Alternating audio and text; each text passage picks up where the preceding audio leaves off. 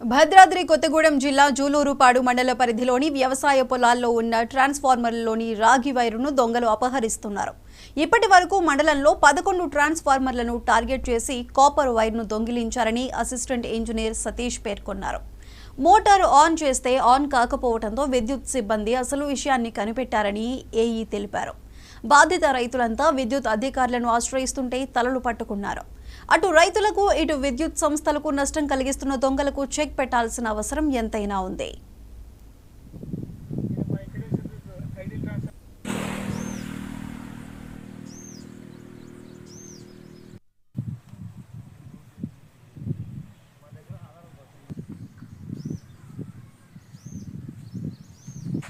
రీత్యా వ్యవసాయదారుని నేను గత 7-8 సంవత్సరాల క్రితం మా పొలంలో ఒక ట్రాన్స్ఫార్మర్ ఏర్పాటు చేసుకున్నాను. అది ఇప్పుడు ఈ సీజన్ వ్యవసాయ నిమిత్తం మొన్న చెక్ చేయగా అది పనిచేయట్లేదు. అయితే నేను స్థానిక లైన్మెన్ గారి దృష్టికి తీసుకుని వెళ్ళగా ఆయన వచ్చి దాన్ని చెక్ చేయగా దాంట్లో ఉన్న కోరు దానికి సంబంధించిన వైండింగ్ మొత్తం చోరీ అయ్యాయని ఆయన గుర్తించిన వెంటనే అసలు ఏంది దీని పరిస్థితి ఏందనగా ఆయన సలహాతో నేను జూలూరుపాడు మండలంలోని విద్యుత్ శాఖ దగ్గర పోయి ఏఈ గారికి కంప్లైంట్ చేశాను. ఆయన ఏఈ గారి సలహా సూచనలతో నేను పోలీసు వారికి కంప్లైంట్ చేస్తున్నాను.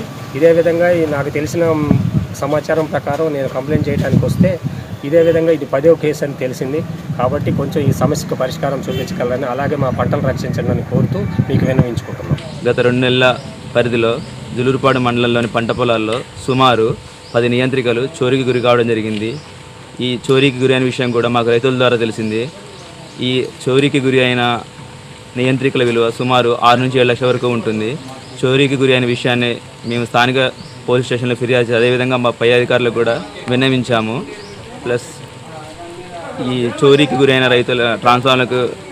రైతులకు అసౌకర్యం కలగకుండా మేము కొత్త నియంత్రిక ఏర్పాటు చేయడానికి కృషి చేస్తున్నాం. రీత్యా వ్యవసాయదారుని నేను గత 7-8 సంవత్సరాల క్రితం మా పొలంలో ఒక ట్రాన్స్ఫార్మర్ ఏర్పాటు చేసుకున్నాను.